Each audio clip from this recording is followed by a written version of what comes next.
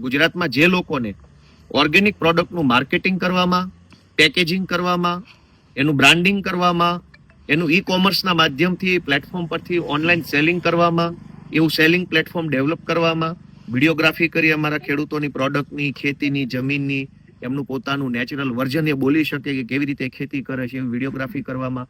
આવા ફિલ્ડમાં જેની પાસે આવડત હોય અથવા એની પાસે એવો કોઈ વેપાર કરતા હોય તો જરાક અમારા સંપર્ક કરે. આવનારા દિવસોમાં અમારે અહીં વિસાવદર ભેસાણમાંથી પ્રયત્ન એવો કરવો છે કે અહીંથી કંઈક મોટું સારું એવું ઓર્ગેનિક ફાર્મિંગને લગતું પ્લેટફોર્મ ઊભું થાય, ખેડૂતો પોતાનો બધો પ્રોડક્ટ વેચી શકે. અત્યારે અમારા ખેડૂતો પોતાની ઘર મેળે પ્રોડક્ટ વેચે છે. જેમ કે અમારા આ રાણાભાઈ રાખોલિયા છે, રાણાભાઈ ઓરા આવી આવો હવે આ ચોપડી પકડો.